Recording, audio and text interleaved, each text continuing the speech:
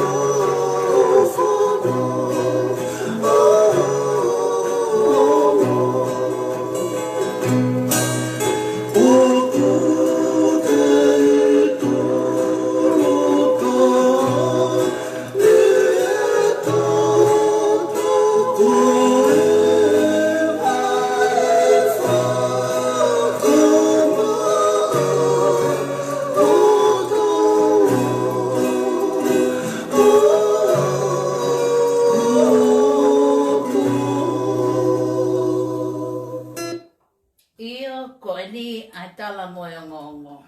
Kainga tonga. O kuatua e whakaapa-apa mo e lota honga ia ke tek mo tolu o mo mea mai me e ngā rope. Pea ko makore ke ma whakamalamalwa atu e he ngahi tala whakatapu ko osi hona whaki atu me he ngahi LETIO ki mo a. Ka talangaka ia te au ka umalo biana. Ka tuange mai ai platform ko ni o e LETIO. Ke mawhakahoko atu ai leo e LETIO FIETOKONI. Whawhitai ke o tua ko tauhi ko whai maau pia moau ta au sia mai ai a mahina koe ni ko September. Ta au mai ke mahina o spring, pa koe kamata ni o spring, pa tau ilo pa lelei ko spring ko whakafoo.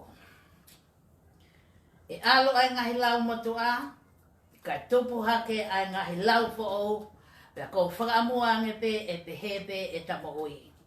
Siaki ai ai he kuhiri, ka tatupu fo'o. Koe au kata ai opalahi at kia tek motoro, mo tari lele at motoro. I'd like to say hello to my non-Tongan speaker who is following the LETIO FIETOKONI, to the Samoan who are with us all the time. Talo whalama to you, and the Fijian, Pulabinaka to you. And my dear friend Rosemary and Charles from Sunshine Hospital. Say hello to you and thank you so much for being with us at the LETIO FIETOKONI. Koe au kumatata lele aki motoro, kia te koe saloti rai kinu sila.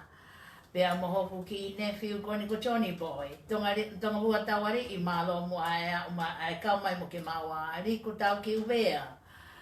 Pea mo atelaite monu o kai ke nei heni o kune ki i whakoutua. Koe au kata o whalahi atu kia te koe atelaite. Ka inga tonga aloto me puane ka pehe ki hau pe. O kumawhi fia ke tari lere a ki mautoro. Pa kumau whakamuange o kulelei pea apina o hange koe o mau mau e ki mautoro i heni. Whakataha mo e mau DJ Kolona Natasha Finau. Koe au mau o whalahi atu kia tek mautoro. Ka tuange mo a ke ko kore whakamore atu ka tuange. Koe sapate tamai eni. Ko ki kamata ke ngalo ia te au. Koe sapate tamai he aho apongpongi. Koe au atu ai talamono ke ngahi tamai koto a pe. O ku mau mui i ai LETIO FIETOKONI. Atu e mau talamonu ki a tek motoro. Pea ku o mau iloi pe, o ku mahonga ia, ho mau mea mai ki he LETIO FIETOKONI. Koe wā ku matoki au mai ki a bini talu e malere a neuhu mehe o noto noa. Po whalaite malere mafoki api koe tahataha. Koe hu ihi, ko hona uhi ngā ko e mahonga ia i a tek motoro a ngai tamai. O ku mau mui ki he LETIO FIETOKONI. Lai o atu o mau ki mea tokoni, pia ku makore whakamore atu, ka pau o kai ke fie maari e ke si mea tokoni nā mao atu, ko homa lelei taha pēni. Ko ia o ku atu a matala monu ki a tek motoro, a ngahi tamai kotoa pē, a manaki ke mau whakamanatua, a sapate tamai a pongi. O whaat ki a tek motoro, pea o whaange ki o tua mawhi ke ne whai tāpu i kina aki motoro. Aki motoro aki a ngahi taulahi moha ngahi loto ofa. Pea tuku mua ke mokulu atu ai ngahi lau motua, ngahi tamai kai hau ai ngahi lau po ohu. E kono moni ko kamata peke, kamata fōua e tau mo ui. O kulawa lewe ke tau mao a se ofo whane mo i wā ofi e anga e tau mo ui i whonuani. Kai kehe ke kainga, maha mo sio mai ko homa teu. Pea mau pehe, o kai ke moko sia mo se sere koe, ka mo kātak whakamore. Koe mateu ke mau ke polo koe a ria hona high school.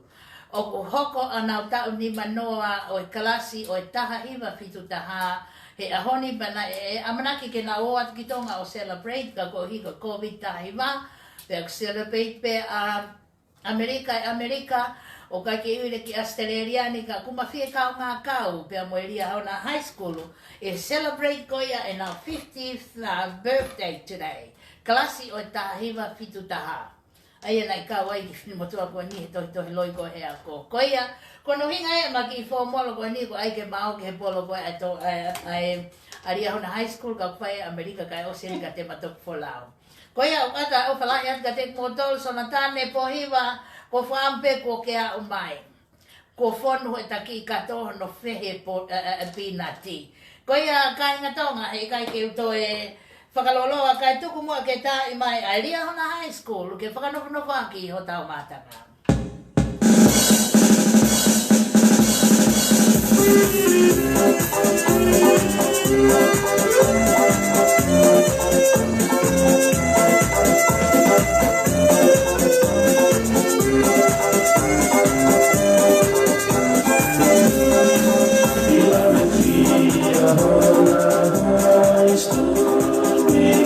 Praise to the King, student ever faithful, where my son was strong and free. Honor your name will lead us with your guiding light.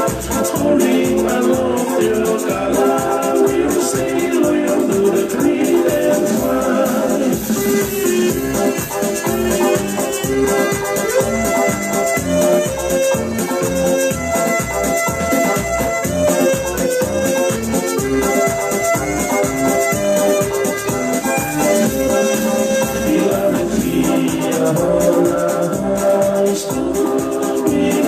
Praise to the King, student ever faithful, where my son was strong and free. Honor your name will lead us with your guiding light.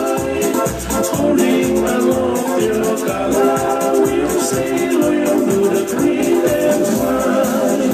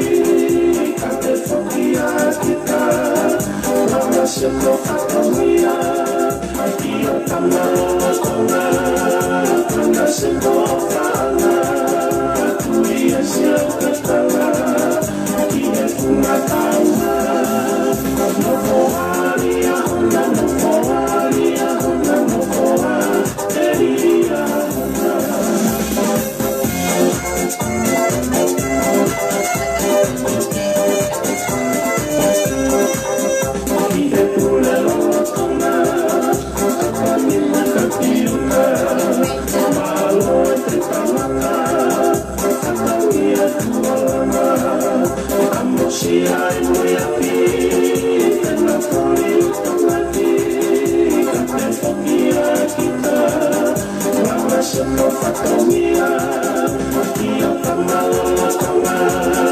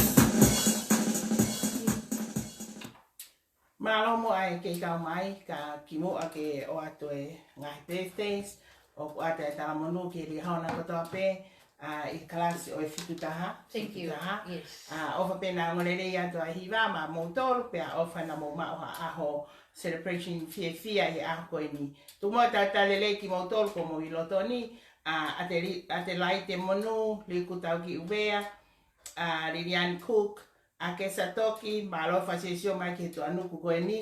Kai kesta. Tonga vua, kawarii, malo, wa stalingi nau, malo kau mai, ofa mai. Ana fifitakori ki tonga, malo masi kau mai, tupo taini. Moki motor ko toa pek mo esloto ni, kui heni ia. Moki motor ko toa pek mo loto ni, talot fifia ki motor, ke mo mea mai ke tau polokalama. Kai tuk mo ke oata tau ngah birthdays. O ku ate taramonu me LETIO FIETOKONI ka tek moutol ko toa koe no koko mo a whaere i he weekendi, pia mo i he weekendi.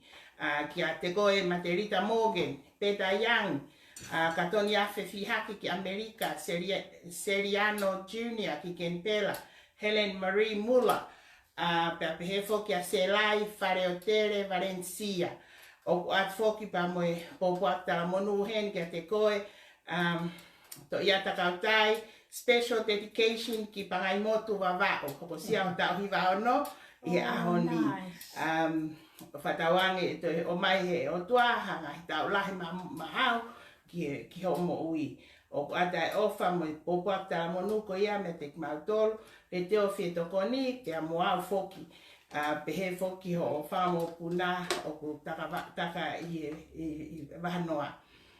O at foki mo ki popo ata monu ki a te koe palolo funaki ki whanga tonga maromo ai ausia ho a whaere i e aho ni pia mau whiwhia ke mau kei tala monu ka te kumoutol singa whae kumo wa ausia mo a whaere i e aho ni. Kui ai whoki ai ki special dedication o mai ia pia os ompe mohono popo aki. Koe popoaki ia ki a Petelo, Vave ki Mildura, ki Robin Vale, o ku o ato e popoako e ni e same, raksame, monu ia ka koe tangata koe, o ku ikai fau i e whakakaukau e whakaotua mate. Pe tu i he hala, pe o i kau whai kovi, pe nofo i nofo anga o haa manuki.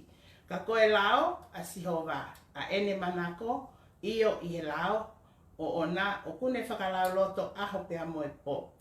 Tene hanga ia, tene hange ia haakau, ko tō i mga iwai. A ia kune fua i hono taukai. Ko hono lau foki o kui kai mai. Pea neongo pe ko i ha o kune whai o kune monu ia pe. O ku omi fokia a ke ai himi nima. Hanga mai me langi eiki ke hu hatamasi. Oua te ke taito kai ka ke alo o whamai. O kuware o kloto, whakailo mai hea poto, nā ke tamasi i mua, tau hi peki o mātua. Pea moe ves ni ma, tamasi o nā sareti, tuku mai ho whai ehi. Ke whehia ke kovi, he lea uri pea moe loi. Koe popoakia pea me ho whae, meriame pea peheki o tamai, ki mei miutura, pehe pea moho tau kete, pea pehefok moho me tanga, ki Kerela ki Sunshine. Ko ia ku ata popoak ko ia ka takpe na kai ki mau ai ki foihimi ka kuno malau atu pe ka ofa ke tongia i holoto petelo falamami vave me he lala funga mana mo ui ya mo vai ko puna. Ko ia ku ata popoak ko ia mo ta manu me ho ongo matua ka he foki o takete ya mo me tanga ya mo family ko toa. Pei kai ngā tai mo ngā tōrko toa koe no kaungawe a LETIO FIETOKONI. Malo.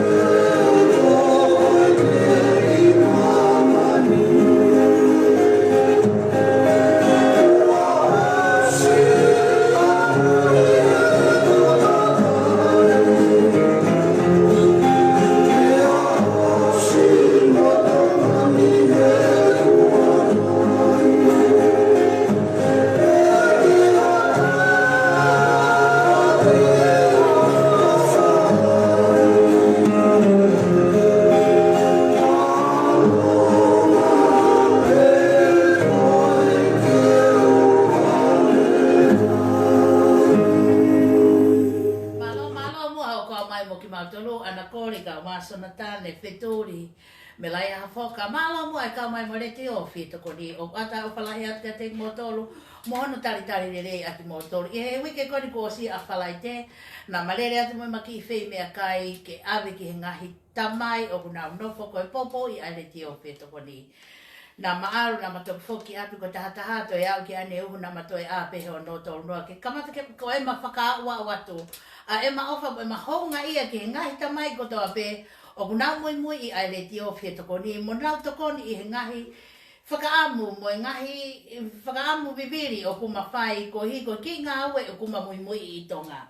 Ko ia o wata whakamalo lota honga ki a tek motor ka tupe mua ke ulau atu ai ki tohi ko ni. Ko whai mai eni e toko taha na maa u ki ai. LETIO FIETOKONI o ko wata whakamalo lota honga i a lahi moni. Me hok family ki a te koe MELENAITE lui ka amalo viana PIUKALA i he ofa na mo whakahoko. Me ho loto fonu i he ofa. Ki si i ngahi tamai pia lawe ai a tangata eiki ho mau ki family hea honi. Na aku isa, na aku whakakaukau lahi ki a ki mo ua mo i ngā ue tasi o kita ne mo whai hea honi. Isa, mo one rau ahiwa. Ne tuunga nai i he ha si kau ai tangata i kili i ho o malau. Tupe mua ki a ato nai si hova. Ke le whai hono whakakakato. Ma ofa atu mo e lotu. Pea ki he ngahi ngau e whakaofa. O whakahofko i he LETIO FIETOKONI. Kai ngā tonga o loto meripuane kai uma a ki he ope. Neango pe koe ha ai ki mea o kuma mau. O kuma loto pe ke mawahe wahe. Pea moki motolo ai ngai tamai koto pe. He kohi o honga ka teki maua ho maupopo i a LETIO FIETOKONI. Ho maupopo i a ki ngā au e koe ni o kuma vili taki koe uhi, koe whima uvi vili pia mei tonga. Koe a wata e ofalahi atu ki a teki motolu. Koe ki i whima tua na a makore ke tokoni ki a teki maua i he ngā au e koe ni e mangahi mea kaina e whai ko riku tau ki uwea. E ka inga loto meripoane. Ka pauna i kai ke tua riku homa tawhaaki i he poto a kulelo. O stolong e maua e mangahi mea kai. Ka koe au ata whakamalo loto honga ki a te koe riku. Ho o tō talo ho hau he ono. Nā pehe au te ulawa pe au riku o ngahi e lū ke tuwha ki ngā tamai. A langa pe o ngahi lū ko ngo e au ka te au o kai ke very confidence e o ngahi lū liku. Ko ilo au e lako e kakaiki he wewe pa kono winga na akurere atai o mai koe. Riku ata whakamalo loto honga ki a te koe ho FIETOKONI ki he ngā ue o kumawhai. Make o mai ho taimi aho kakato na ki toki foki ki ho api he tataha toa po. Talo ho hau he o noto noa.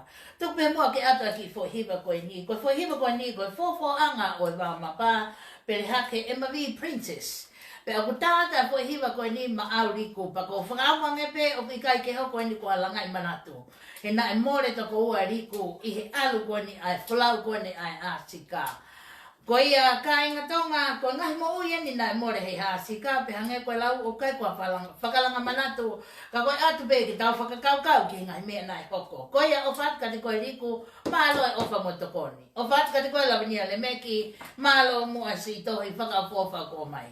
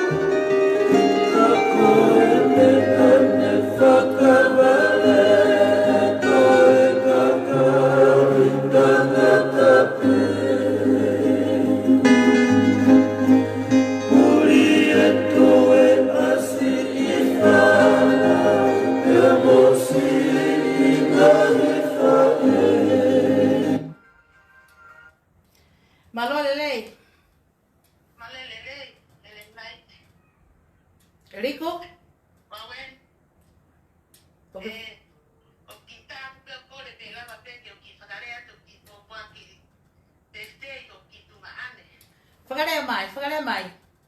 Io, whamalo la ia tu kia te koe MELENAITE ka malo, e ki tau ngau e koto peo e.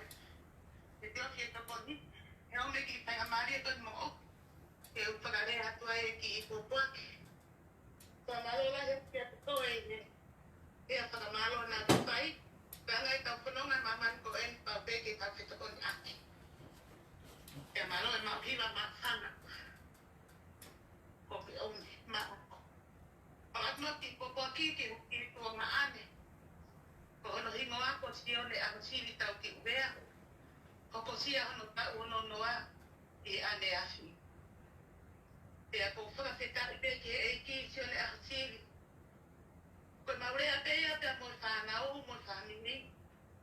Ko e whakawhetari ki e tamai herwani. Ko e ne tauhi mai ho hala whanonga. E tau e ono noa mahalo. O kuatu kataha ia, mo same wa balu e tiku mo balu. Same wa tolu ura kiki hono. Pe ofala ia kuia me hoa ofa anga Caroline Diamond tau ki uvea. Mo ofa anau. Si one sitareki te kumi te hita e lioni ma ati kolostar. Si usati te monoa. Panga makapuna kotoa. Pea pehereki. Yo panga ofe fine i upomo. O whalahi atu ki o fofo ngātu ngā ane. Me hoki i tō fefine, masiva, ko liku tau ki uea. Ko more mua e LETIO FIETOKONI. A mai mau ki voi hiwa, ke ave ake e kōpua kini ki tō ngā ane. Ai lose e funga whonua. Ke ave akia ki si pōpuaki. Ku ane, ki o tō ngā ane. Ka po whamano la hea ka te motoru LETIO FIETOKONI. E tuku whainga mare mai mo oko. E whai atu ake ai pōpaki. Le tō ngā ane ko. Malo au kito. O whalahi atu. Malo riku e. Malo riku kone ospe whahiwa kone o kuta e atu DJ. Kone takore ko smau he DJ. Kone ospe whahiwa kone riku kuta e atu rewa e request koe ni. Pa kota a whalai ka te koestione. Moi happy birthday kia te koe he hoko sia ho tau ono noa he ahoni. O whakte te mo tōru hono kotoa.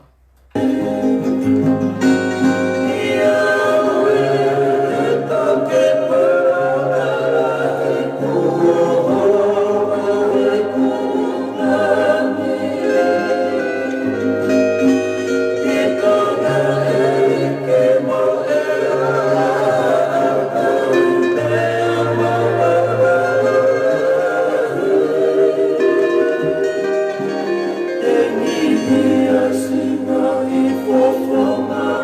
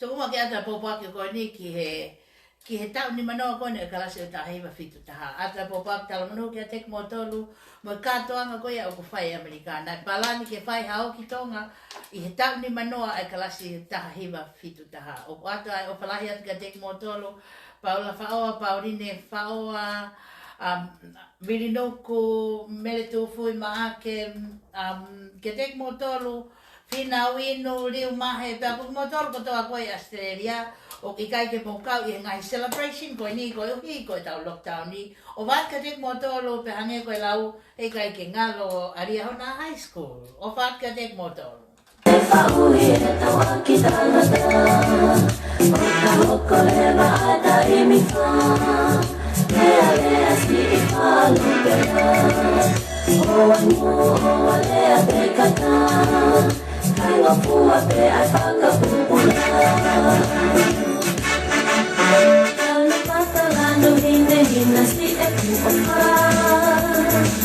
si e ku opa he o tupa le sima.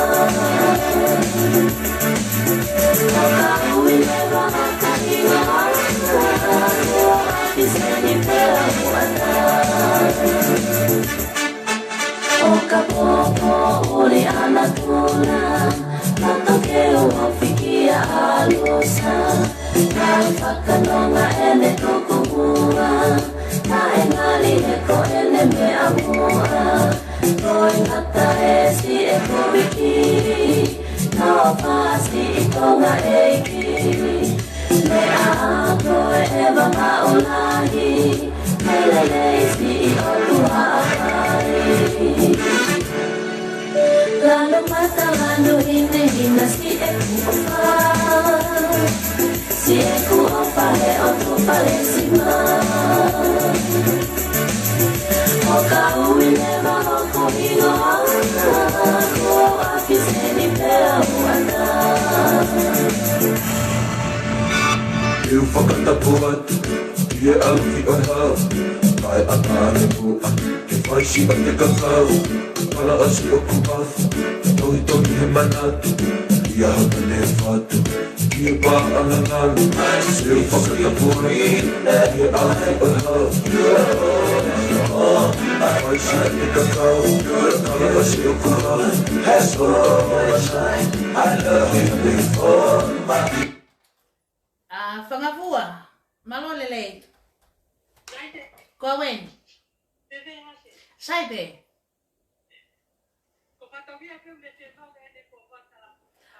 Lea mai whatongia o ku lotonga taofi hi waka ke lea mai whatongia ai maha mo ngai popoaki he sapatita mai. Whatongia?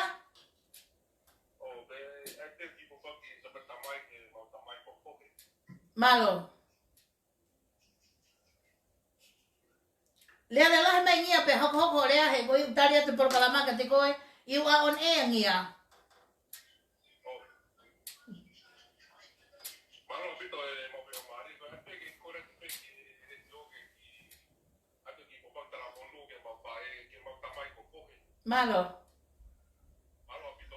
Malo, fohe o whāt kia te koe Happy Father's Day kia te koe popoaki a mea whatongia lui o whātu kia te koe. O whātungia, bye! Kalau matangano hina si eku opa, si eku opa he auto palesima. Oka uileva oko higo ana, kua waki seni pea uana. Kalau matangano hina si eku opa, si eku opa he auto palesima. Oka uileva oko higo ana, kua waki seni pea uana. Kalau matangano hina si eku opa, si eku opa he auto palesima.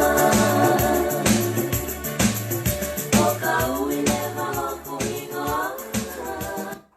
Mao pe aku tatalele ki mautolu pe o mo ai ngalo ko sapata mai o ku amanaki ke whamanatua e aha pongpongi pe aku ata pe ka mautolu ki mautuk mai mo telefoni mai ki telefoni messenger MELENAITE lui ke whahoko mai hamo ngai popoaki o ka pau mo fe telefoni mai tu mo e tatale ki mautolu ko e ni ko mo hu mai ki whare ni we're starting now o eke mai e wesi pe oku fefe ene maloma si fai katongia o fefe nai e ku tikite lulu iyo wesi ko e tikite ne nima ko si ai ko si e poulu ko tari pe ke ka o pikia topare tatale le ki motor me la ya foka malo ka mai fora o puri pa ku kore ata te koe ko kore o matapa ke hanga mo tata au fia te ka tama ko na so natane pohiva malo ya ka mai pe foka feturi a hawafi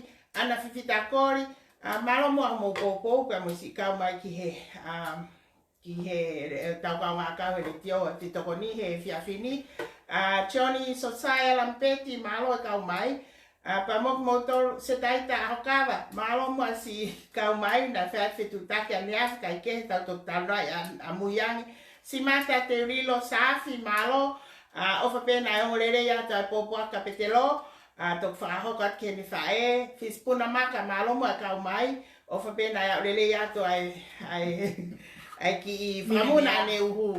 Helen Lupe Susana malo mo ka mai, mok moto ko to ape o ku mo lolotonga asias mai, koe aho pokeni, koe aho moko lele ni melpoane I he FAFINE, ka tukuma ke tau foki mai ke tau tuaki, ke tau kamata e tau POLOKALAMA, ko tuako e ni ko Australian Migration Law Services, ko ka tatonga ke tokonia e tonga, ko ta puak foki e kune rea whakatonga, ke whaia me mai no akta mo tau ka inga tonga.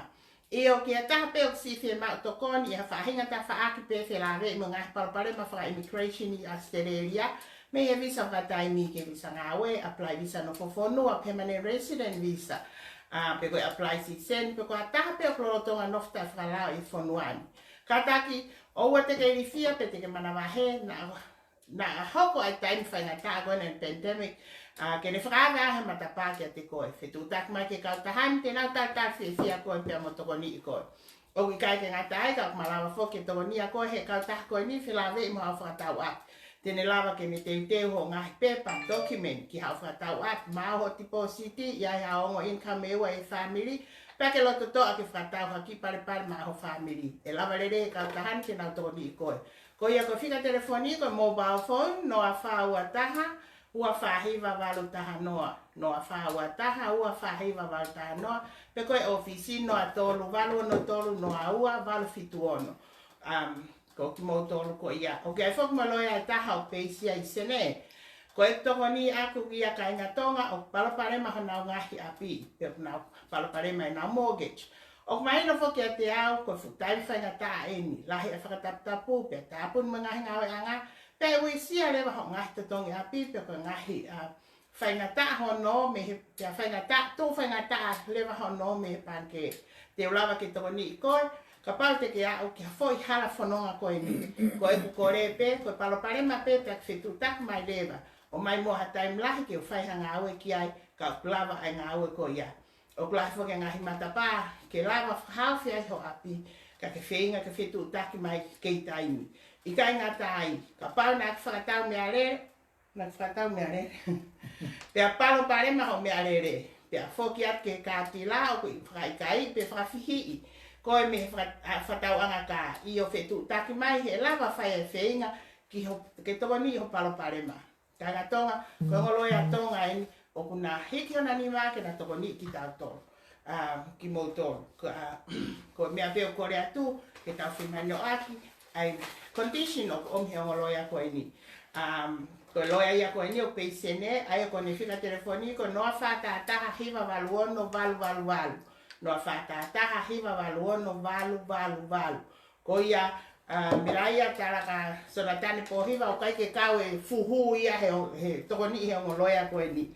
Ko ia ai malo ka ate fas ko ini ke te whanofnofo ake tau.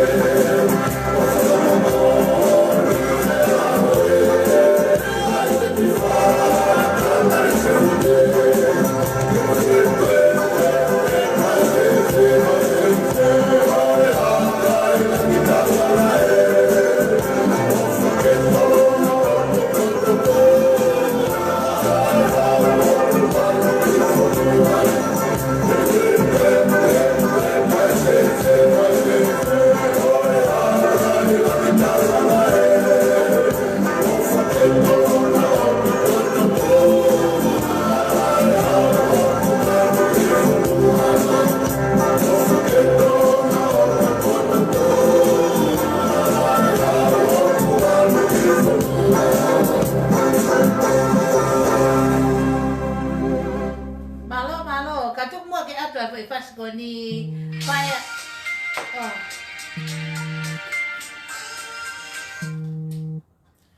malo lele tonga mua malo lele iyo re mai tonga mua iyo on ena ko fanongo mai mo matanga iyo MELENAITE besi iyo ke pa ko ko re ate fanongo mai ma fanongo lele ya tonga mua malo iyo ko ku ke ate kata ke si ba wa ti ko ko Tanke tu e ko e ko wa ti tuku hipo ki telefoni pe ko TV tonga mua iyo que de pau a da parte da mai ya pompom da ofa que la kai mo tu ai pe o fai ki o anga to e mui ore so ore vai ore que ku le pe a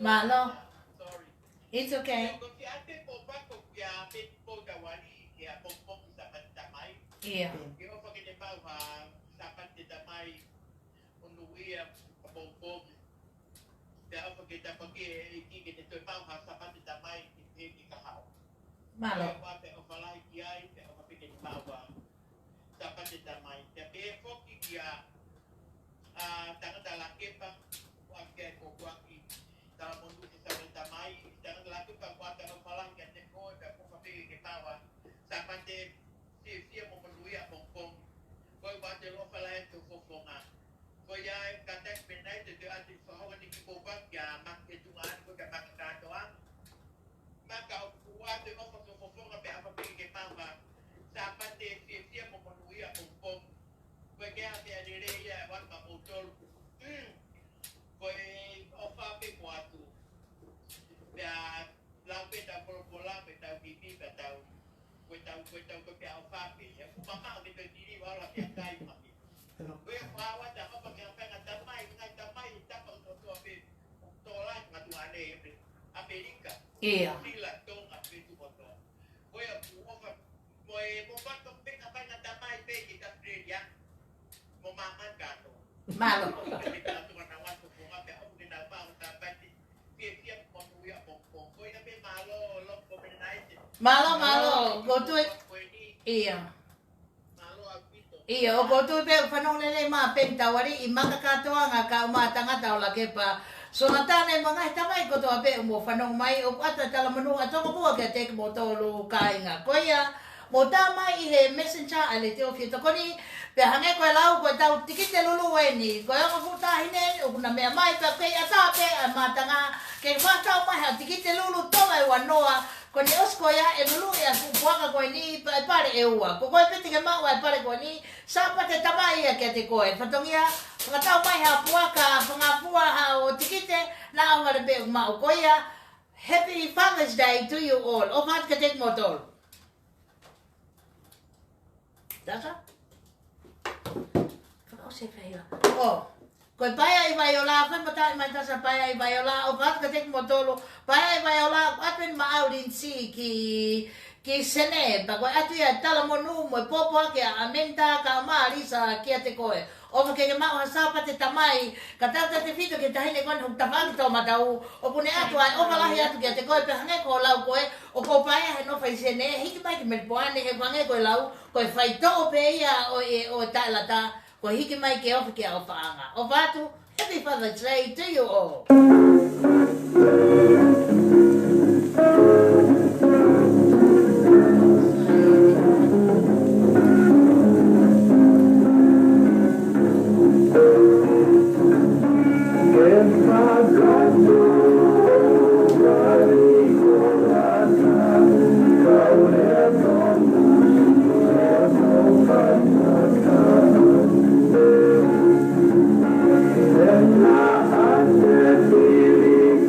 Thank you.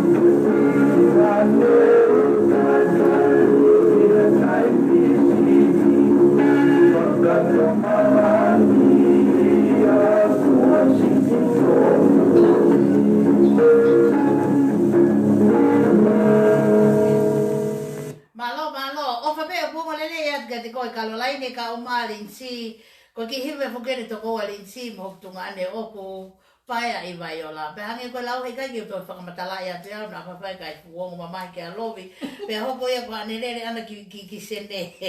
Kai kehe o ata o whalai atu ka te mo tolu o whapek mo. Hange ko lau ko na asosiua iku valu lea o. Ma alahi e paia ki vai ola. He koe whao ia ki ponake me whatai sosiua. O walahe ka te motor ka tuku mua ke ata ki popo ki I whanongonong koe ni. Koe whanongonong o container ni a SPS a.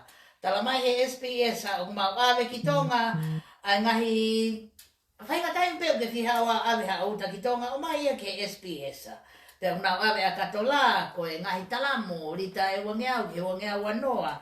Tau nau toi whao mo ngahi puha ka pau ke whie mau ha puha ke whao awe ia ke SPS a pati nau whao e nau tolu.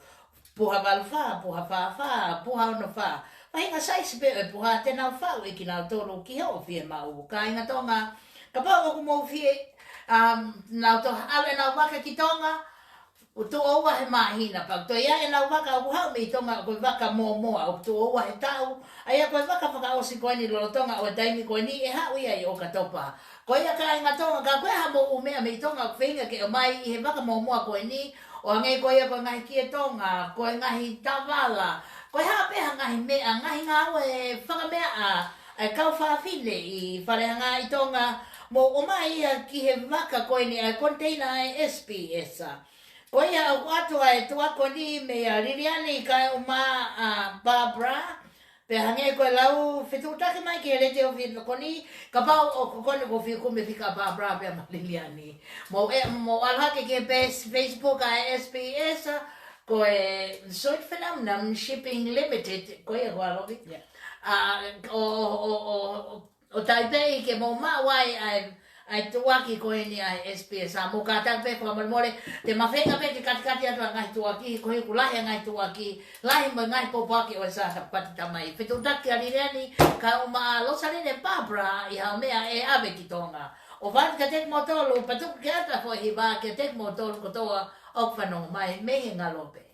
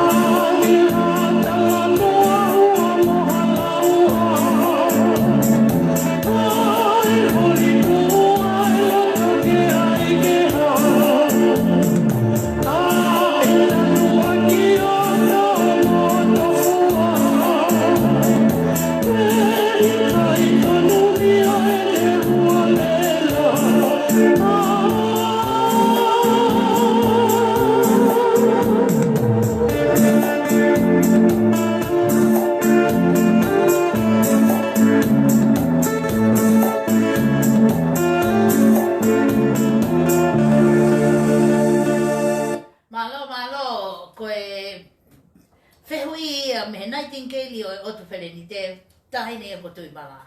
Ka hanga koe lau ka inga tonga hei kai pe ke tuku. Ai whakamanatu atu e taululu. Tola e wanoa ki he tikite ka inga tonga. Koe ne osi pe tu waki koe arita ko atu rewa ata hoi ai pare. Tola e wanoa ki he tikite. Koe pare o tikite ua. Koe pare o puaka e ua. Pare e ua, sorry atu. Koe pare e ua. Ongo pakatunu mohono whaka nei fua. Ka inga tonga ke atape ha whanga ke o mai hao tikite. Whakatau maha tikite pe atu pe ki akaun kona o pine atu koni I he LETIO FIETOKONI. O mai whakatau ha tikite.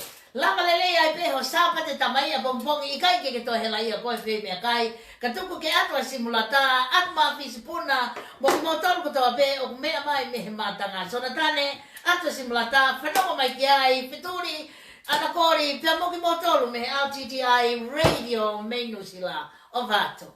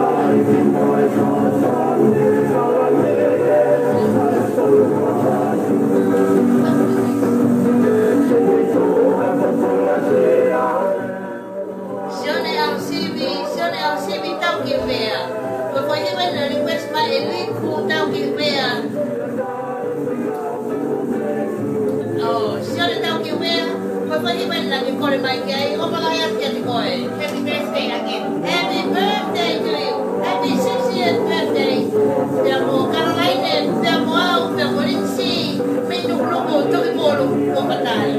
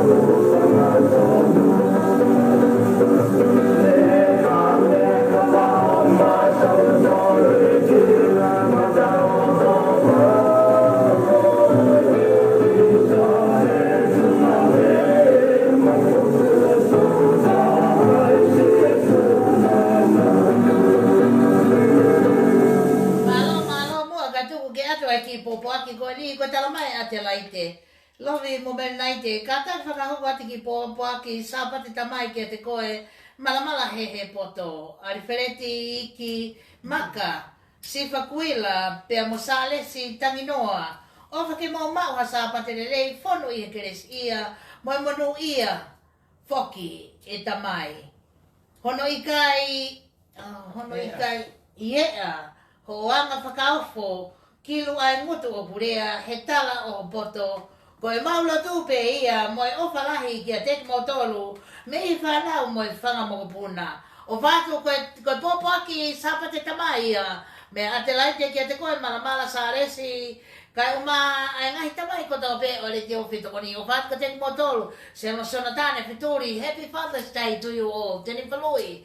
Kai uma ai mautolu, me mai ke LETIO FIETOKONI, whakataua mo tiki te lulu, kone osu pēni ku lulu e puaka, pane e ua puaka tonu, mono ngahi kiki ke kainga tonga tola pe ua no ke tiki te whakatau hao lulu. Ato e hipa koni, maa ki mōtoro anu kotoa. Koe hai, Lovi? Koko e tua ke hai? Lita? Yeah. Malo mo ai ki kau mai, malo ki mai, LETIO ki mōtoro. LETIO ki mōtoro, ki mō kau mai, te trick maka, lokpolu kau, e ua malo mo ai whai pa ke as mai. Te he foki a melaia ha foka na kamata ke ngā haha timi ho huki tu a ko iai o tatalo whiwhia ki mautolu a sela moala malo ma si kau mai lahe kau fo'ou I he ahoni pia oku ma tatalo to whiwhia ki mautolu te isa I sela ngau e malo mo si pougou pe nai si tu akalau malo si kau mai ka tu mo ke ata ki tu at koe ni koe ki tu a ki keke koe fruit cake koe u keke koe mud cake, koe keke, koe keke ia koe ni o ke he atu koe fruit cake forever.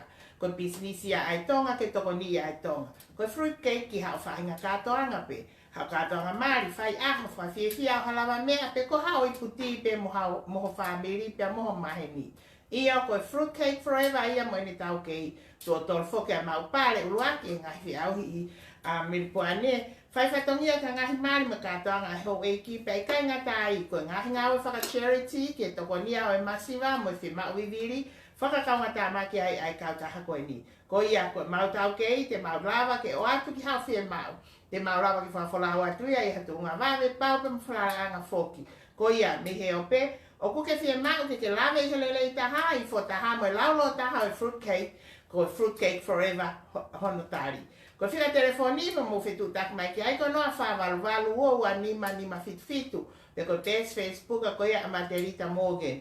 O ate fasko ni o atu katahaia mo tara monu ki ate koe ai pe Amaterita hoko sia o awhare I ane afi. Ko ia o ate mau ofa ki ate koe ka tuke ate fasko ni ma ao malo.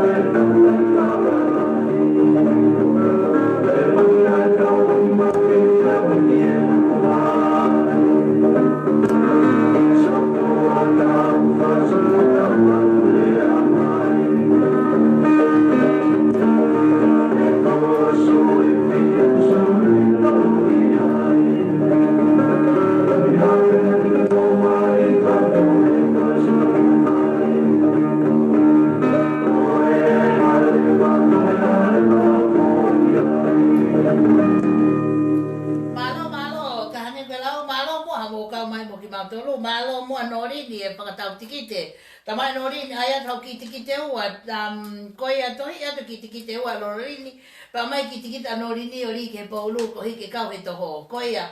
O whanka te motor pa ke a tāpe a whakatau tiki te. Mo sio mai, mo mea mai ki he ongo futahi ne e na mea atu. Ka ne koe lau, tuku ke ato ai whai pasko ni, ewa mai ki a no ma ana whiwhita kori, mo e haapai kotoa, o ku mo mea mai ki he letio o e fietokoni.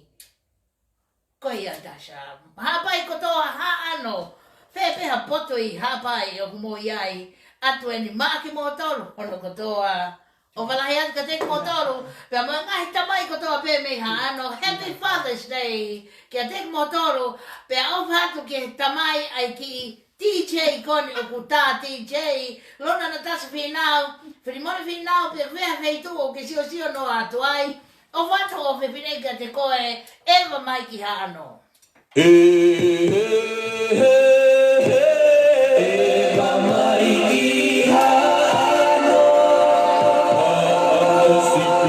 Kalahiki he lotu moe ako e hamaiki hano e hamaiki hano I kauhala utano kauhala lalo e hamai e hamai e hamai e hamai e hamai ki loto hano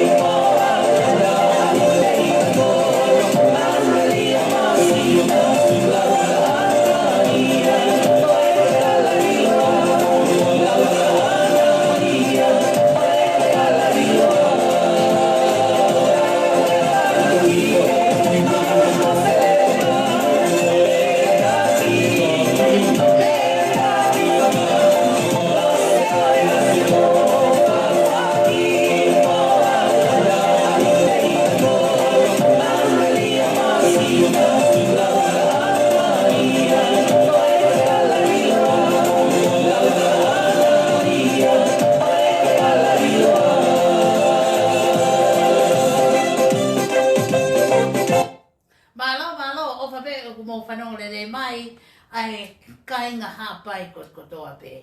Ka ke lava lawa ngahi motu ka hange koe lau hāpai ko toa pē o mō kau mai i he hiwa koe ni. Ka tuku pē mua ke wata ke toa ki whainga maari koe ni. Ke tu wake tai pē ma ki lulu. E toki lulu pē e puaka i he ki konga whakamui mui. O ke ata pē ke mō whakatau mai. O stunu ia moho. Mohana whanki whakanei fua. Hei kai ke tō whakamatala atua pe koe hā mea o kui ai. Ka wange koe lau, e toki whakaoho whare ia kia te koe. Koe ia kāinga tonga, tupe mua ke wata ki whainga maari koe ni, ke koe whakamore more atu, kia te ke mō tolu, kia te koe. Kia te koe, na ke tohe mai kia te au, o tala mai te ke lau ngā i au. Ko koe whakamore more atu ka te koe, pa ko whakamea pango ia. Whakamea pango ia, I holoto, ka pau ko holoto, o ku ke whehi a mai ka te au, pa ke tohi mai ka te au, ta mai te ke lau ngā i au, ko hiko I lulu o po whai. Tangata, ko kore whakamore atu ka koe. Ka pau ko tangata koe, o ku hanga ho waifi o whaka loto I koe, ke tohi mai tala mai te ke hanga whaka ilo au, pa ke awe a LETIO FIETOKONI, ko kore whakamore atu ka te koe. Ko atau ai kore whakamore kia te koe. Whai pē koe hea whai te riha. Ka pau te ke awe pē koe au ke LETIO FIETOKONI, ka kōkore atau ka te koe tangata. Ka pau o ke iloi ka pau koe whakaloto I koe hea FAFINE, cross and pause, e talang ko hufanga he whakatapu. Talangi ko mari, oa te ke loto pehe. E kai inga tonga, ko tonga I makilulu, ko whia mau wibiri mei tonga.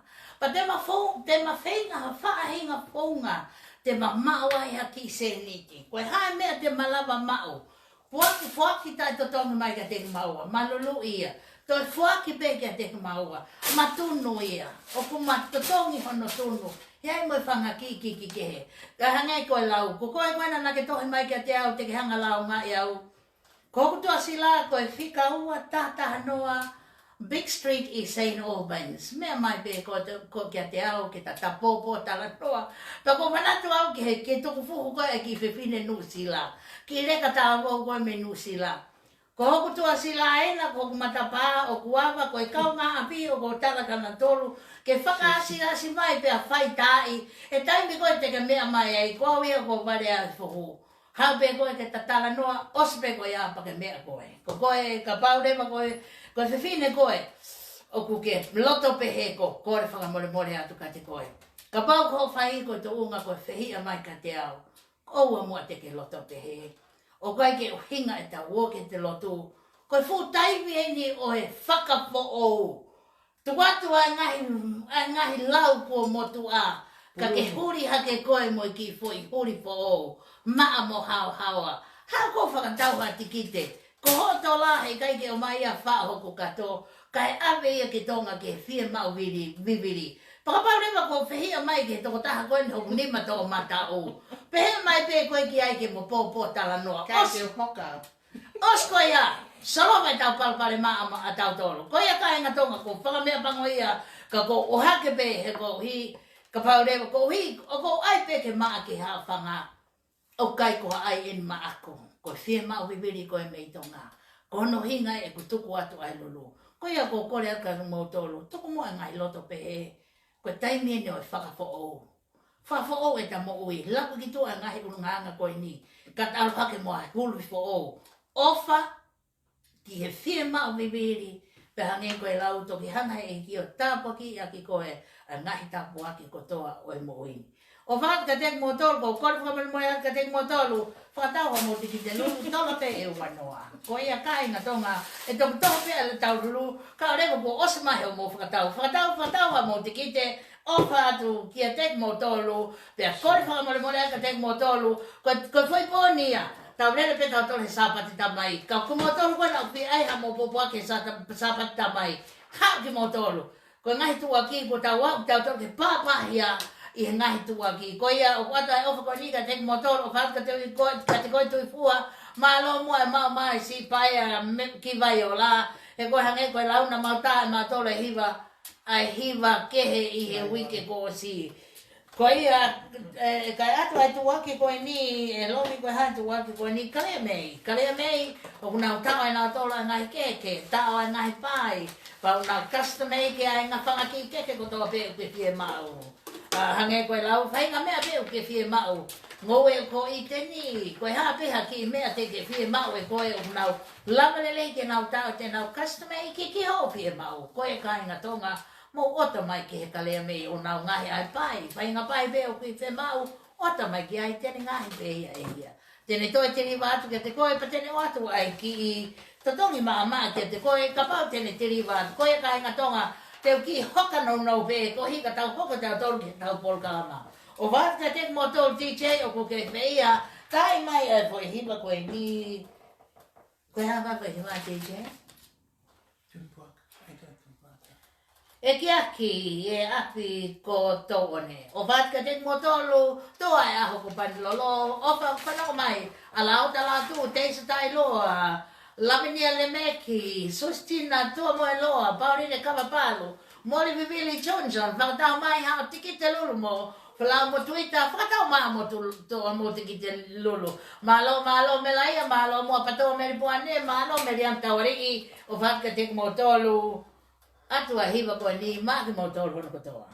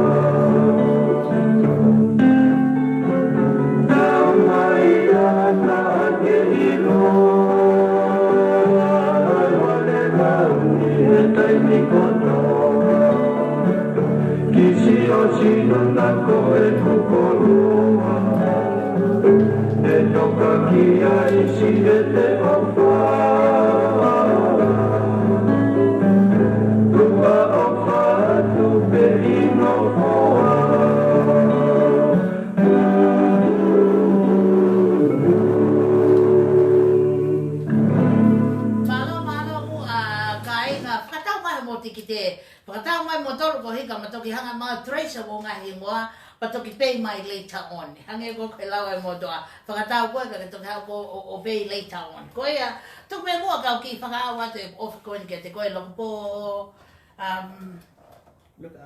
look out e ua. Loko po, mana tui maa pena ke kore mai me hina, kore atu ki he fōfō anga meripoane, pe koa whaingo pai kawa pe me meripoane. O ko lota au ke nau hiwa e a fue hiwa koe ni na ke o mai loko po, o ngā roto ngā ako he tai niwi. Pa ko lota au ke kano i atu. Loko po, ko ta me ka vai. Ko mau au. Mau mo kau hiwa meripoane, mau mo nau kumete.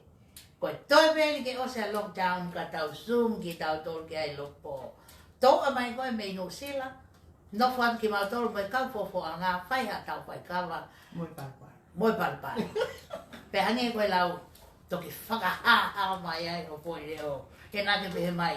O ko loto au ke kano e poe hiwa koe ni. Koe loko po, o ke kai ki tuku e tārea. Whai pau pe kia e LETIO FIETOKONI. Ka neo mai a ka inga. O ko whalahe ka te motoro. Whakatau mo tikiti. Ha mo tikiti. Whaka e ua. Pare e ua, whakatonu mono whanki, whakanei pua. He kai ke utoa whakamatala na whawhai ka hange koe lau, na pe mai koe tuku e naia moe loi, ka hange koe lau, te ki tope he mai pe koe o wakai. Pako koe koe na nakai ke hanga whakailo au, whakatau hao tikite.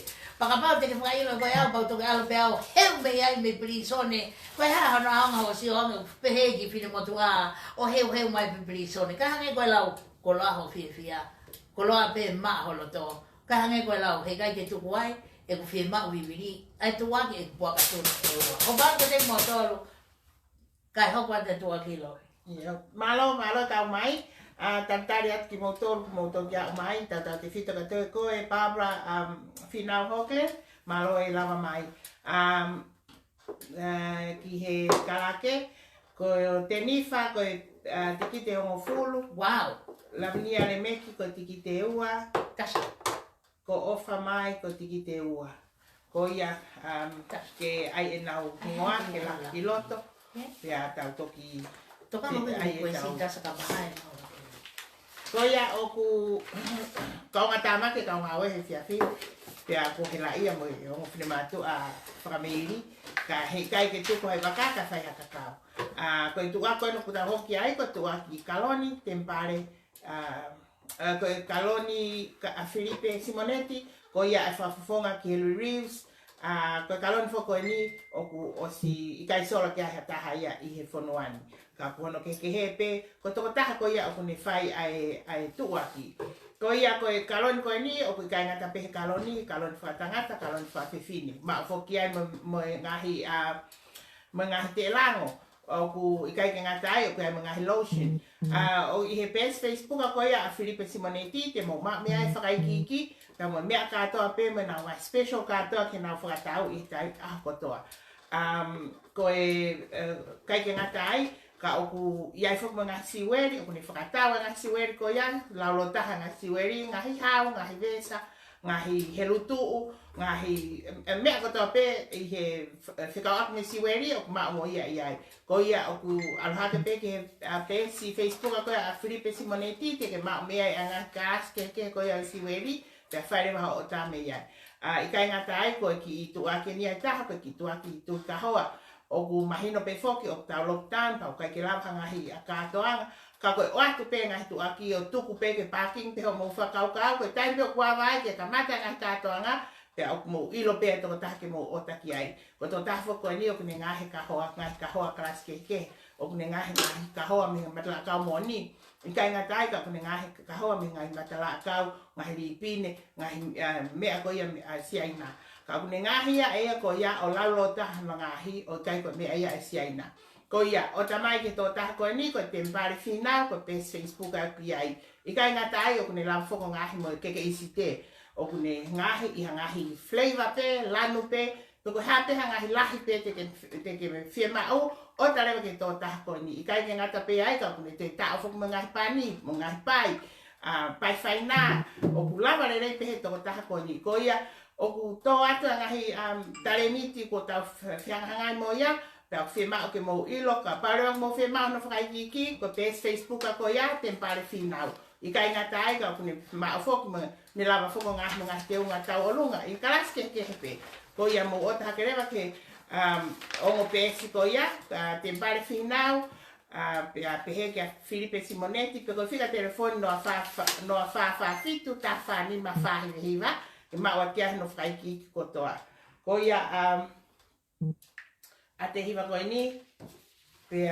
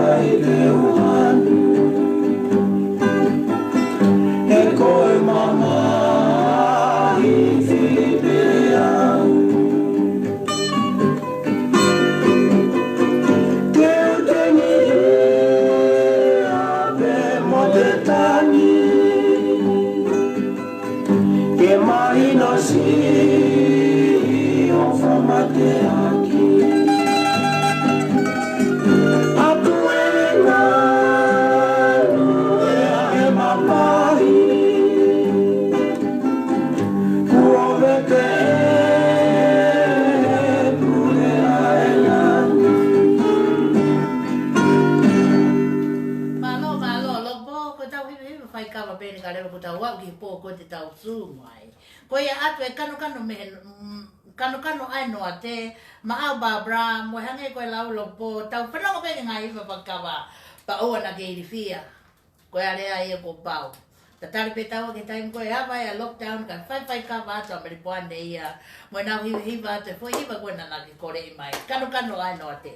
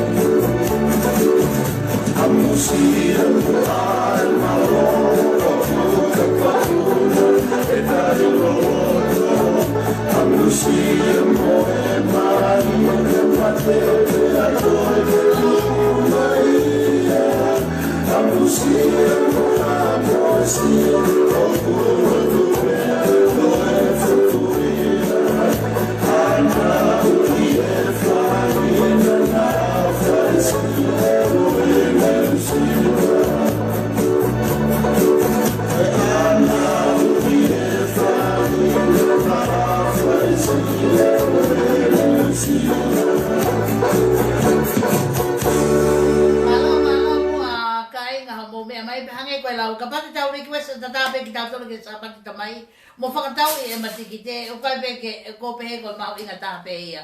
Ka tuku mua ki o ki wahawahe atu, i he popongini na malere atu, ke ma whakaawau e ma ofa ki he sāpate tamai, mo ki nau tōru o popo i mai, ai LETIO FIETOKONI. Na mau, pia matoe alupe, ke matoe whanonga, whakaheka mai ai whanga ki ofa ai kakai, na nau ofa mai ki a teki maua, pa te tupe mua ki o wahawahe atu e ni. Na maa watu koe ni koe ki kausia pani uka manaki ke nau iki ki nau tolo. Pea ma whakamatalangi ke ai homa fo ngā. Panai pehe mai rewa ki FAFINE sia pani. Te uta ofi kotokotoa ai ngahe mea ni kotokotoa ke o atu ia maa moa. He ko hi o kuma fia i he ngā ue o kuma whai. Ngahe mea kotokotoa koe ni o kumau iho mau ki nau whari koe ni. Amarake nau hiki ki nau tolo pa nau foki ki sia pani. Koe mohenga, koe toloa, koe umea kotokotoa, nai hanga FAFINE o fuake mai maa maua. Kainga, mo sio mai be ki ho mafotunga kai ki malawa maua whakaheka mai. He kuai ai o ku ketu ho mawai. Pana makore anke fefine koe wha e rere atu o ani ihi ki nau whakaheka mai. Pangurere atu e mawhanau. Nau rere atu moi pikapu, nau rere atu moi pasi. Ko hike o mai ai ofa koe ni. Ke awe ki tonga ki he fia mau bibiri koe ni o mai me tonga. Koe e ka inga tonga, ko fia mamahe atu, he kona mo ni o kuma o ngoi mo oni, o ko kaua e lau maari e oe o tua. I he tokoni, i he ema ki ngā oe o kwhai. Mau atu ke pepine tonga e taha, he nama whenga ke ma whakaua au ki he kaua i vai tonga. Ke au ki ai e ma ofa, mo e mahonga ia he nau ofa mo tokoni. Koe rea e toko tahani nāne pehe mai. Nai te molovi, o koe kia haku paanga. Ko e ku lo tūpe. O ko atu pea mo moua. Pea kou ilo i o whai mo fua pe, ho mo whai ngā. Koe ngahi lotu o ku mau whai. Koe tala mai he tāpa o koe ko Cecilia. Nai te, ko e mau lotu pe o ko atu ma moua. Kai kia ha mau paanga, kai kia ha mau tokoni. E ka inga ma whaka maa lo atu ke ngahi lotu o ku mau whai.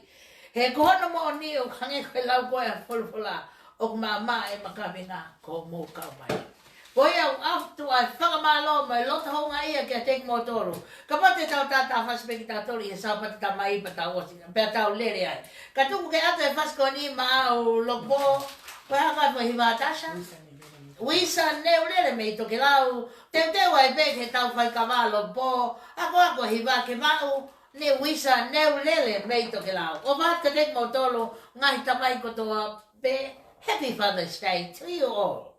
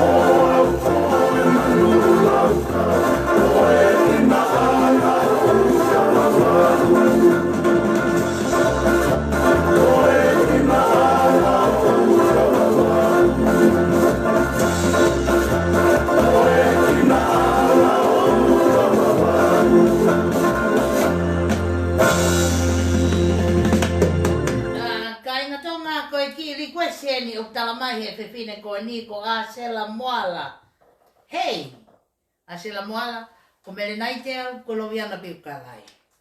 Hei, ai mai mua e kuki hiwa ki a mai kolo moala, mo hilamani moala, mo tuki momo, mo Anthony, mo mai Maiko Surunga, mo etka moala, ki he nau sa pate tamai. Koia o puata po puaki ko ni ka tek mo tolo Anthony, mai kolos tuki momo, hilamani mea asela moala, pe ko homa hingoa ko MELENAITE pe boloviana PIUKALA. Hey, o van ka te koe asela Happy Father's Day.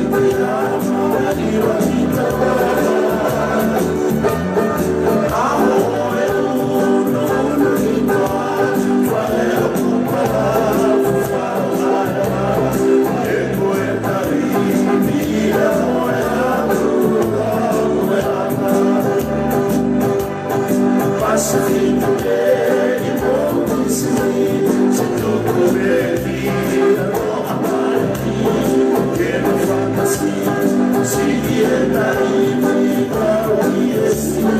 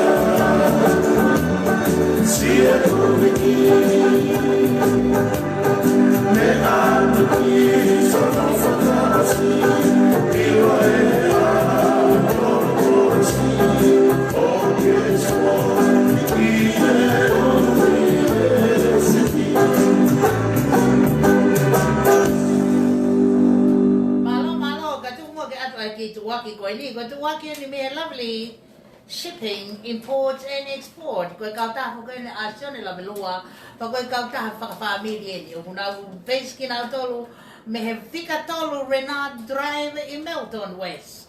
O talama so Lovely Shipping agency. Te mau a koe mau maka koe ni ke ahwani pa koe o septema te mau ave ta tong e mau tolu ho mo ta. Talamu be o mau fie mau. Ko hi ke tau lava ke tau tofu hia ka patoa a ki tau tolu koe ni ai kāinga tonga. Pea koe fufua hopoki ni e nau kau taha koe a kāinga tonga. Ka koe ha mea awe ki tonga ko tui tau whenga tau talamu. Ke awe ke whakaponu ake a container ko ni he ko awe tatu tongi ka ke toki tute pe koe i tonga. Kāinga tonga kuna awe mo ngahi puha ka i he toki ki mui ia. Ka tau tori a rewa koe whainga maria koe ni ke awe tau ngahi na ki tonga o hange koe lau a Lovely Shipping Agency. Koe mau toko ni ni ki he masima. Pe hange koe lau ka pau he kai ke kawalangi he whenga o mana whai koe koto kula noa. Ka tupe mua ke o atu me he Lovely Shipping Shipping Agency koe ni ka pau wha mea o mo whi tā ki ai mo tā ki a Lovely. I he noa wha tolu ua ni ma wha fitu noa hi waono. Ko mani noa wha ni mawata ni ma tā tolu noa tolu sione. No wha ua tolu taha fitu walu tolu ono timi. No wha ni ma walu wha walu whaono nima. Koe Lovely Shipping Agency ia ka pau o kia hao tā la uta ki tonga no i he September mai. Oh, ko September ai lovi e. I September wiki whakao si mo fitu taki ki ngai whika ko o atu. O whatka te mo tolu pa koe whohiba koe ni koe whohiba pe nia ai whamiri o Lovely Shipping Agency.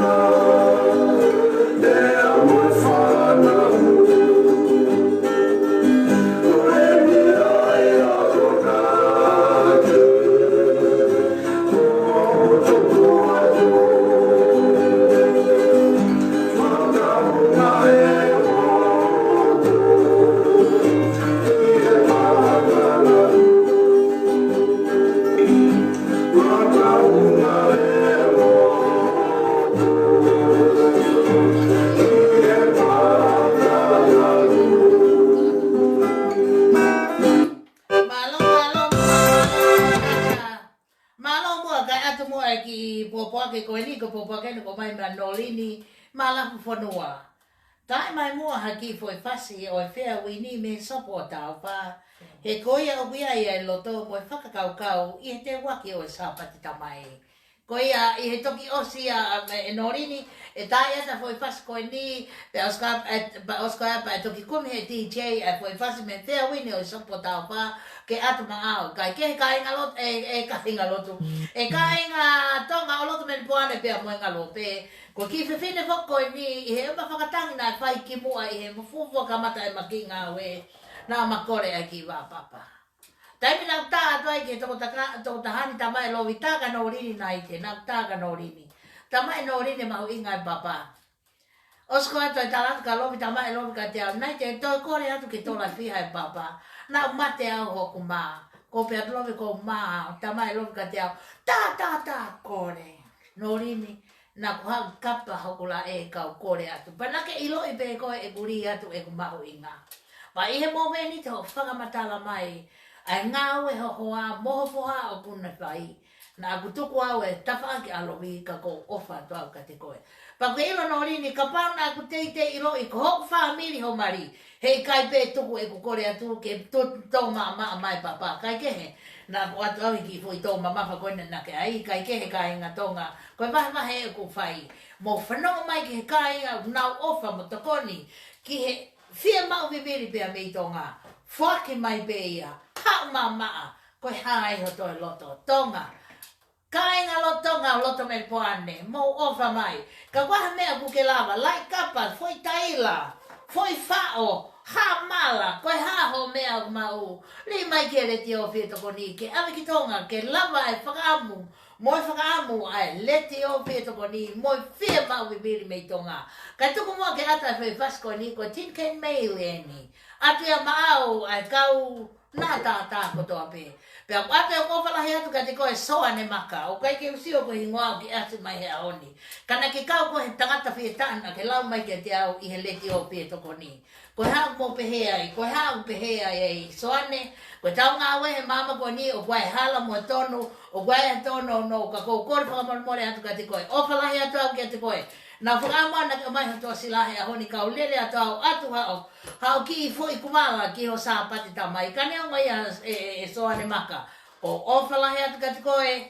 Whakatata holo tōpe. Ka oe hata kune whakakouna i koe. Ke whakawhepake mai ki a te au. Ko ostalatu ka te koe soane maka. Ko hoku matapa e o kuawa. Ko hono mua ni o hange koe lau koe ki i reka nusila. Mea mai koe o kai ke wiri fia o ha pe koe ke tatata no apa ka pau ko to ke alo o lau ngai au ke ngau e popula fai be ho fai teri ha tinken mail atu ya mau lopo o pat ka koe te wa pe ta fai ka va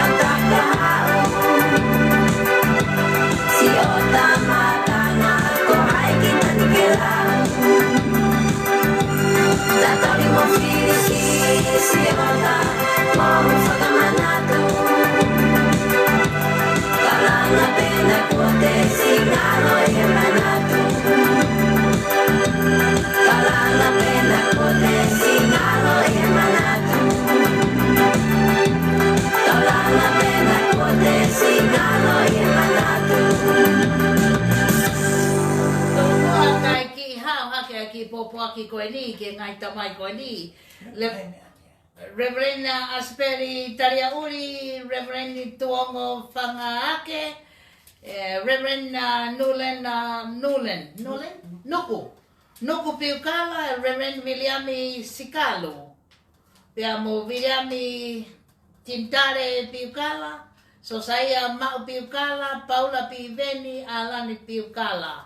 O quanto ai fie talamanu ke te motolu o kange ko kila pavare he tai ko la wa hingo e ka fa fe ka ko ko pe ke ho panga na fa tapu kai atu ha talamanu ke te motolu anga hita mai ko ni ko ka fa fe ka mo ga tangata ilo ai ni itonga pe pe he ke ngalo pe o quanto ai fie talamanu ke te motolu o ke mo ma o hasapa te tamai manu ia pe to fa la ya to mo wi e ki ko hi ko ngai fatongia o ko mo fuesia o vati ka tek motolu pe ato ofa ia me a makereta choice and maumi pe mo tahi ne ko ni hoktok mata o mo le tio o e fietokoni o vati ka tek motolu ka fiskau pe mo lotu mai pe mai ngau e ko ni o vatu ki tek motolu atu a hiva ko ni me fea wini o e sopota o fa norini pe mo papa na te fo ki mai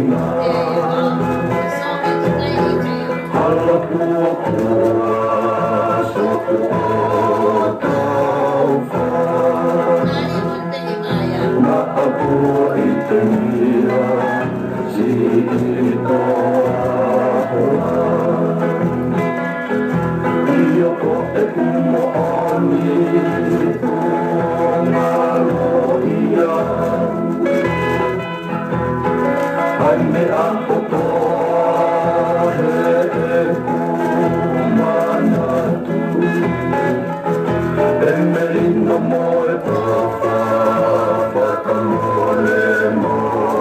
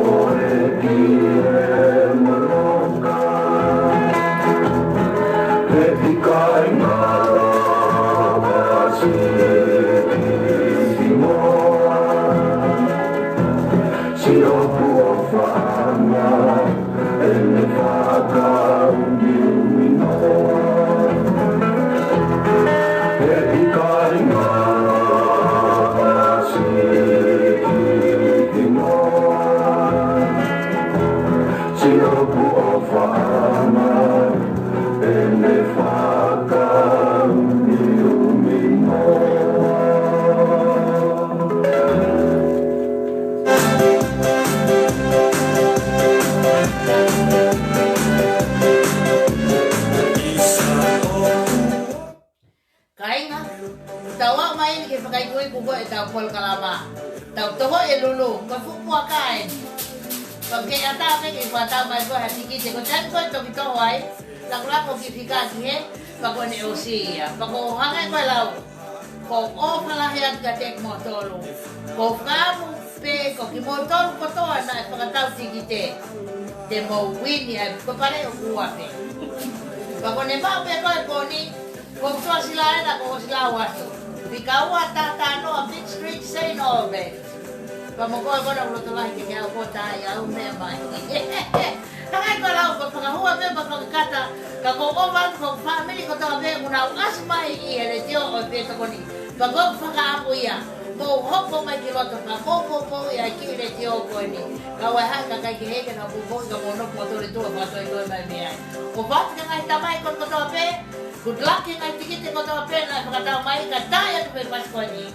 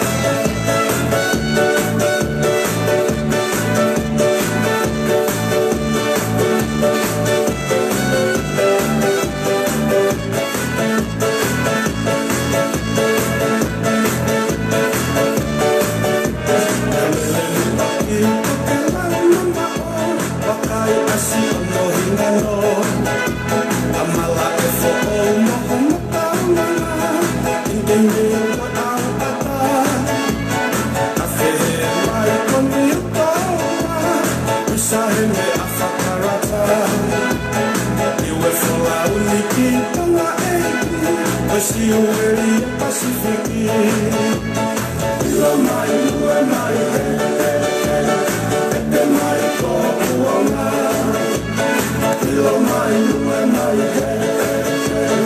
Ilo more kahakona Ilo mai lue mai Ilo mai kakeno Ilo mai lue mai Kaka mai ko uonga Ilo mai lue mai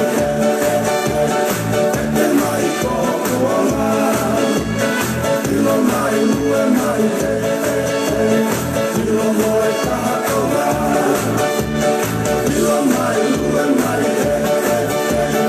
Ilo mai kakeno Ilo mai lue mai Kaka mai ko uonga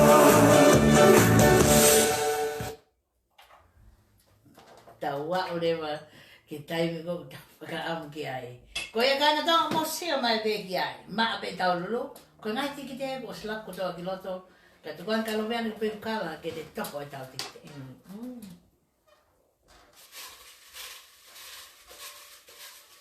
Ai mano ki foi fas. Ai maki foi pastas.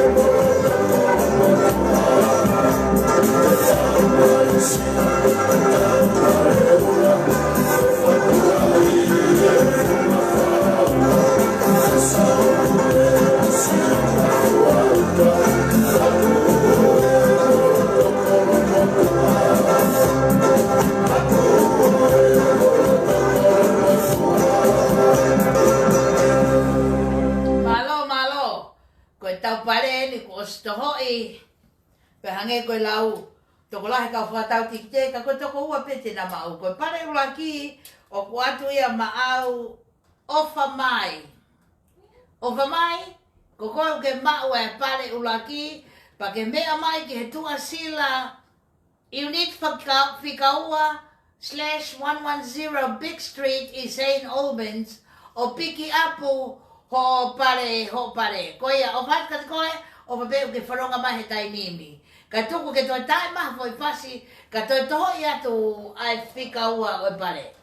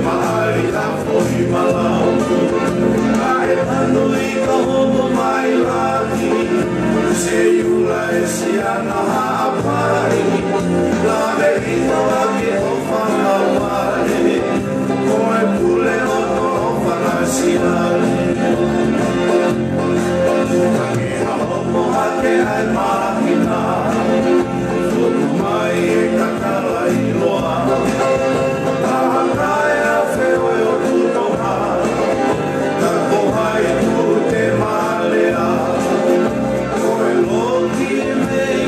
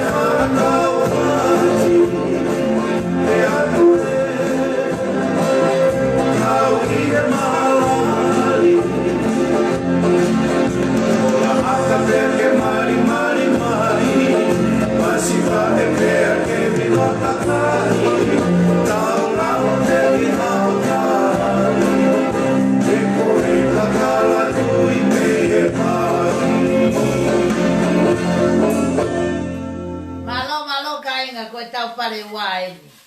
Whakatonu mona whanki whakanei pua. Good luck to you all, mga tamai ko toa pe o mo mea mai. Ko whaamuange pe e mau e ni haa tamai. Ko ki whine mui e nia na ne mau koe ni. Koe lovi.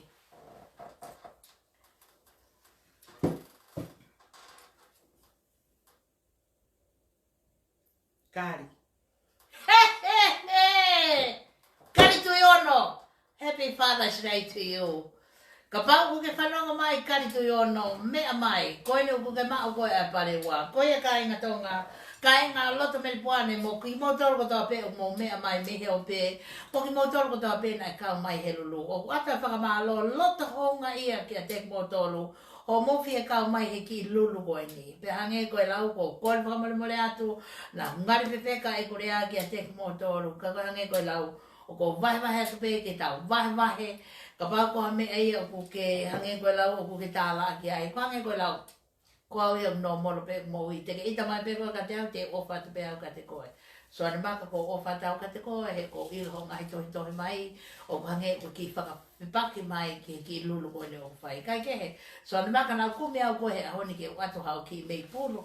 Mo a ki foi kumala ke whai a ki hau sāpa te tamai. Kai inga tonga kai kai ki toi arua ki ai. Ko ofa lahi a tau ki a tek motor pa ko ofa atu ka te koe seng mai lele mai ala.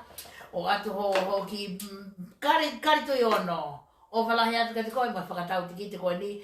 Pea ko whakamea pango ia nau whakamu, nau mao hapuaka e torungi au, kauhanga o atu ki tau pare ko toa pe. Kai pango koe iwi peni koe whuaki, he ui tō, ki he ui tō. Atu ki he whia mau wiri.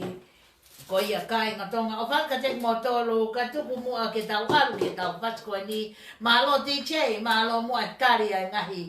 Laku atu ka te koe lokpo. O wana ke pehe ku ngalo e tāre a. Sona tane o whaka te koe, o whaka pituri. O whaka tek mo tōlu, ana kōri, mahalo mua kau mai mo e LETIO FIETOKONI. O whaka tek mo tōlu, atu e whasko ni, maki mo tōlu no koto.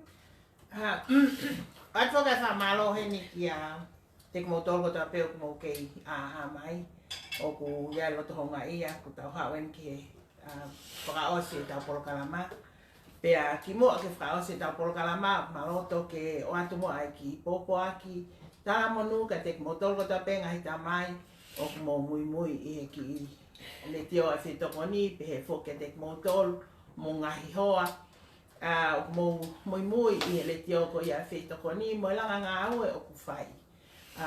O ato e tā monu ke te koe karitu i ono, tangata o la kepa ka wapalu, pita walu, le meki malu, maile, folau mo tuita, ta iloa, teisa, tui hapai o lo seri hafoka, fispuna maka, soane maka, feturi au lahi ki Nusila, soane pohiva, Chosa tini ki Amerika, Malakai Hoagland, Sioeri Paongo, Sweetie Cook, mo Filimone Finau.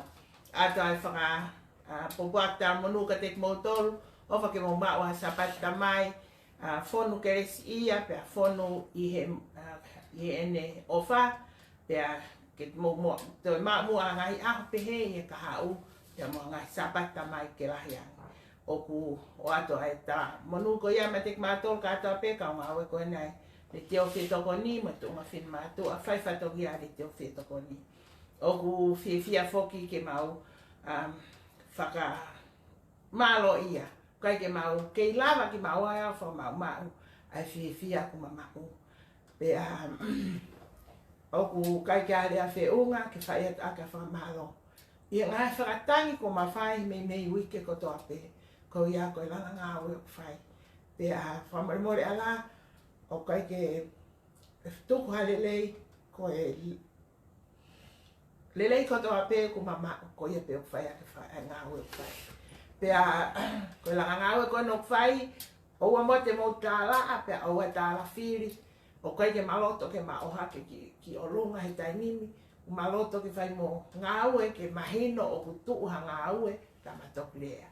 Ko mea ko mawhai tai ni mi, ko mo toko ni, o ko ia ko vai kau aki ke te maua, mo whaka mo fia ki ngai ngā ua whai. Tai whoke ngalo a anelo isa fifita, pe whoki a sela kuila, mo e tukupa ni mo whai o lawe ai a ngā ua koe ni. Ko ia o ato ai taramonu ka te motoro no katoa, pe a oa mua na ngalo mo tune in i he tokonaki ke LETIO kia me poane, ne he walu ke tātaha, pe he whoki ki he LETIO ko ia ai ILD, pe a ki to pule lulu ko toa pe mo whalaite ko e We Talk Radio, pe he whoke lau kau po uri ki sene. Ko ia o kia ngahi pobuak, pe mo taramonu ka te motor ko toa pe, ka pau kia hato o whatongia o i kai whiunga mo te motor, o ma kore whamore ko ia ko laka pe o kai, pe ko laka ko e sino vai vai. Ata whamalo ka te motor katoa, o whake mo mau ha sapate fia mo keres ia pongpongina, pe pehe whoke ngā tamai ko toa pe hi o pe. Whamalo ka te motor ko toa pe, pia mo ta toka.